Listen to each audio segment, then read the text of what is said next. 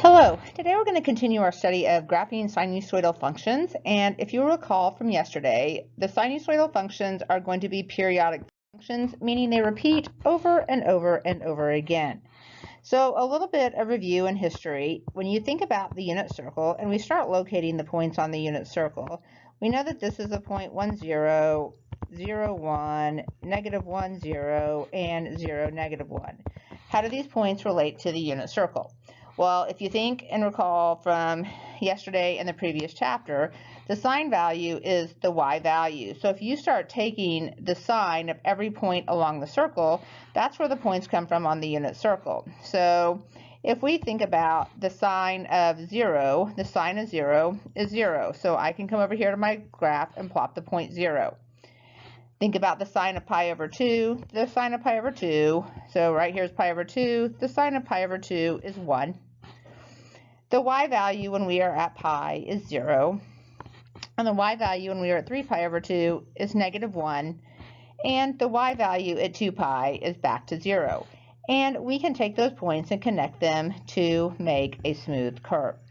Where do these other points come from? So this point right here is pi over 6, and this point is pi over 3. So if you take the y value at pi over 6, you get 1/2, and the y value at pi over 3 is square root of 3 over 2, and the pattern continues. Now, also some other connections to the unit circle. If we take this graph and we subdivide it, I can come in here, and this belongs to quadrant 1. I come in here, every point in here is a quadrant 2 point. Every point between pi halves or pi and 3 pi over 2 is a quadrant 3 point, and every point here is a quadrant 4 point. Now, let's take a peek at cosine. Why does cosine start at the maximum value? If we start thinking about why cosine starts at the maximum value, cosine is the x value. So if I look right here, I have an x value of 1. So when I'm at 0 degrees, my x value is at 1. Right here, when I'm at pi halves radians, I have an x value of 0. When I am at pi radians, I have an x value at negative 1. Continuing around the circle at 3 pi over 2, I have an x value of 0. And then I return to 2 pi, and I can start this function all over again. Again, I can take this and I can draw me a little vertical line here. All of these values are quadrant 1 values. All of these values are quadrant 2 values. And here we have quadrant 3 values. And last but not least, we have quadrant 4 values. So these are the parent functions of sine and cosine. And just remember, these are periodic, so they continue to the left over. All right, so when we look at transformations like we have studied them in a previous unit, we see a lot of similarities for the transformations of sinusoidal curves to the transformations of algebraic functions. The first one is, what is A? The absolute value of A is what we're going to refer to as the amplitude, and the amplitude is like the vertical stretch, but we're going to call the amplitude the distance from the midline to the max or min of the function.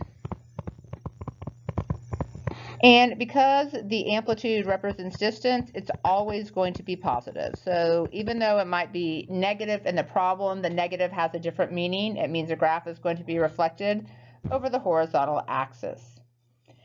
The b value is the frequency, and we don't really have a b value in algebra because our functions are not periodic. So the b value is a frequency, which is the number of full cycles between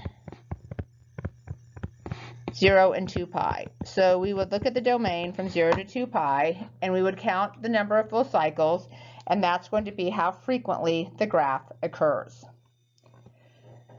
For sine and cosine, the period is going to be 2 pi over b, and the period simply represents the length of one full cycle. So how long does it take to go from the beginning and get back to the point before you start repeating again? Theta minus c is a phase shift, and we will talk about this later, but phase shift, you will take theta minus c and set it equal to 0, and this is going to be the left-right motion of the graph. So we will actually talk about that later on in the unit, but we are not going to focus on that today. And last, just like the algebraic functions, we have a vertical shift, and the vertical shift is the up-down transformation of the graph. And it's also the location of the midline. And the midline, because it's a line, will always be written in the form y equals, and it's just a horizontal dashed line that will go through the middle of the graph. All right, so let's look at an example. So we have this function on my piece of paper. Things you should look at, you should notice right here that 2 pi is located here. So if I want my vertical shift, I need to locate the middle of my function. So if I think about where I think the middle of my function is, I think it's about right here. And this is going to be where my midline is. So if I count my vertical shift is up 3. And that means the equation of my midline is a line that crosses the y-axis at 3. From my midline, I can count my amplitude. So if I look at the top of my graph and the bottom of the graph, and I start counting the distance from the top, middle to the top, or the middle to the bottom, if I start right here in the middle, there's 1, 2 units to get to the bottom, or there's 1, 2 units to get to the top. So the amplitude of this function is simply going to be 2 units. Frequency. How many times does this graph occur between 0 and 2 pi? So I will start here at my maximum on my x-axis, and I will say, all right, this graph, I'm going to trace it, and I'm reaching my maximum, so this would be 1 full cycle, 2 full cycles, 3 full cycles, and 4 full cycles. So on this particular function, my frequency is going to be 4. And my period is always going to be, for sine and cosine, 2 pi over b, which actually will reduce to pi over 2. So if I wanted to label my horizontal axis, so at the end of this first cycle, I would be at 1 pi over 2. At the end of the second cycle, I would be at 2 pi over 2, or pi. Here, I would be at 3 pi over 2. And then last but not least, I would be at 4 pi over 2, which reduces to 2 pi. If I wanted to write an equation for this function, this is a function, my horizontal axis is theta, and so theta equals my amplitude, which is 2. Because this function starts at the maximum, so you have to determine if I start the maximum or minimum, I'm cosine. If I start in the middle, I'm sine, so I start at my maximum, so this is going to be a cosine function. My b value, how frequently does this occur? 4 times. There is no phase shift. And then I have to account for my vertical shift. So my vertical shift is up 3. So if I think about what happens, this is A, B, and D, D representing my vertical shift. All right. Here's example 1A and example 1B. So I'd like for you to hit pause, and I'd like for you to try these on your own, and then rejoin me, and we will check them.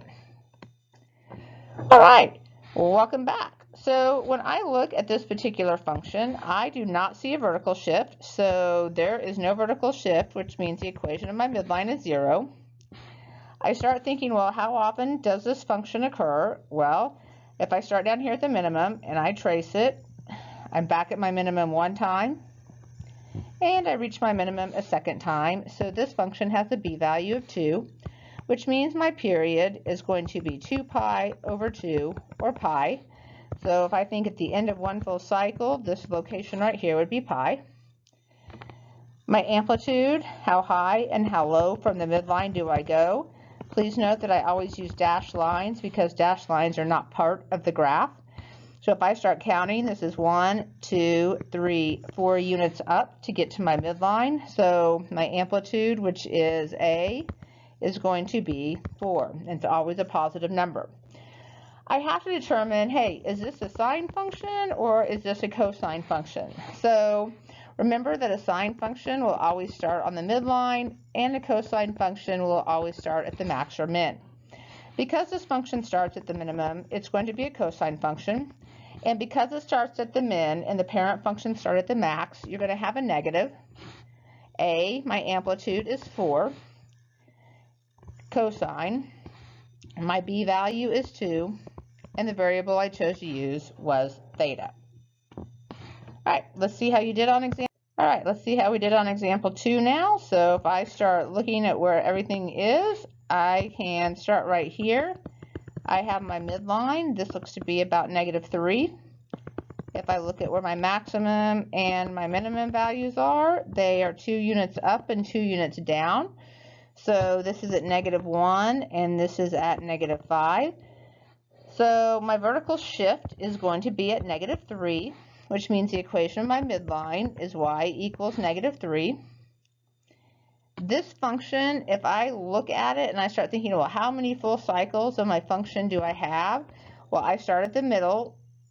Here I'm halfway. I don't even make it one full cycle. So one full cycle would have gotten me down here. So my b value looks to be at 3/4. I see 3/4 of a cycle between 0 and 2 pi, so I'm very stretched out horizontally. My period is still 2 pi over b. So if I think about getting that fraction out of the denominator, I'm going to come in, I'm going to multiply this by 4/3, I'm going to multiply this by 4/3. So my period is going to be, looks like 8 pi over 3. And my amplitude, the distance from my midline to my max and my midline to my min, will be 2. Because this function starts on the midline, it's going to be a sine function. It starts and it's decreasing, whereas the parent function is increasing, so that tells me it's been reflected, so I'm going to have a negative. My amplitude is 2, and my b value is 8 pi over 3, and then you cannot forget your variable theta. Okay, moving on to us graphing functions. So this time we have an equation, y equals 3 sine 2 theta minus 1. So I'm going to identify my critical values, and I'm going to go through and we're going to graph this. So I tend to always start A, B. So A, amplitude is 3 right here. My B value is 2, which means my period is always 2 pi over B. And then my vertical shift is going to be down 1, which means my midline is going to be at y equals -1. When I go to graph these functions, I will always start with my midline. So when we graph these, we want to start with the midline first, the amplitude second, and then we're going to deal with my period and my frequency third. So if I come in and I graph my midline is at -1. So I'm going to come in at -1, and again, this line has to be dashed because it's really not part of the final graph. So now I've taken care of my midline, and I'm going to look at my amplitude. So from -1, I'm going to go up 3 to 2. I'm going to draw me a little horizontal line. Then I'm going to go down 3. So if I go down 3, I'm now at -4. So I've taken care of that. I look at my function. I'm a sine function, so sine functions always start on the midline. So I know my sine function is going to start here. And my period is pi. So that means between 0 and pi, I'm going to see one full cycle of my graph. So between 0 and pi, I know that when I'm at pi, I'm going to have one full cycle of my graph. Because the sine function is composed of a hill and a valley, I know when I'm halfway that I'm also going to be on my midline. So this is going to be one cycle. Halfway between my points, I'm going to come up here and I'm going to have a maximum and I'm going to have a minimum. And these are like the 5 critical points of your graph. You cannot graph these functions without this. So these are smooth curves. They are not rugged mountaintops. So at this point, you can connect your 5 critical values, and we have one full cycle. If I want to do another one, that will end at 2 pi, and halfway I'm also on my midline. I have a maximum and a minimum. So I can draw my second cycle, and you can also go to the left. So one thing about going to the left, you need to recall that this is a continuous curve. So if you start your pattern to the left, you have a minimum, a midline, a maximum, a midline. So then right here, we're going to come down, we're going to have a minimum, a midline, a maximum, and back to the midline. So when you go to the left, we continue the pattern. We're just continuing the pattern to the left. All right, so why don't you take a minute, hit pause, and take a look at this second example, 3B, and you graph that, and then we will get back together and see how we did.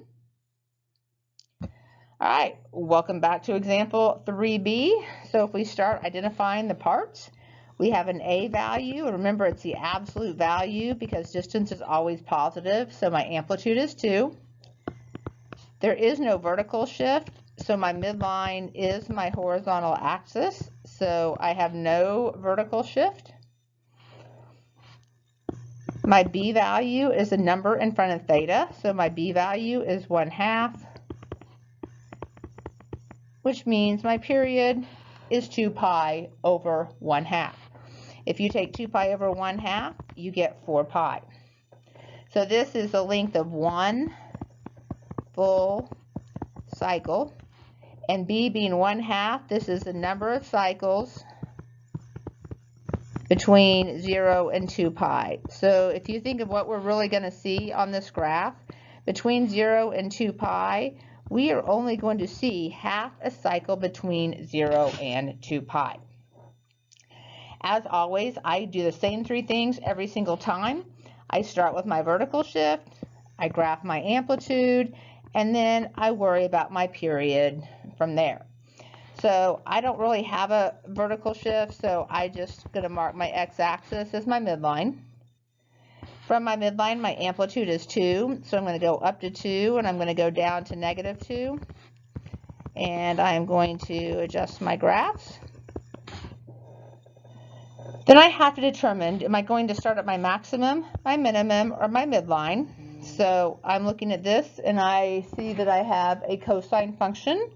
So I'm cosine, and then I also have to take into account this sign right here. So that tells me that normally my cosine function starts at the top, the maximum, and goes down like this. But that negative says, hey, we're going to reflect this graph. So when I reflect that graph, that means I'm starting down here at my minimum. So that's my starting point. I'm going to see half a cycle. So between 0 and 2 pi, I'm going to only see half my cycle. So I have to think, wow, if I'm at my minimum, when I'm at 2 pi, I'm going to be at my maximum. And halfway in between, I'm going to be at my midline. If I continue that same pattern to the left, I'll have a maximum at -2 pi. I'll be on my midline at -pi. Remember that you're connecting these with smooth curves. This is not like a true dot to dot, so there's a little bit of concavity to your graph, and your graph should look something like that. All right, if you have any questions, make sure you jot them down, send them to me on Canvas, put them in the basket on the way into class, and we will go over them tomorrow, and we will do some more graphing fun stuff in class. We'll see you tomorrow. Bye-bye.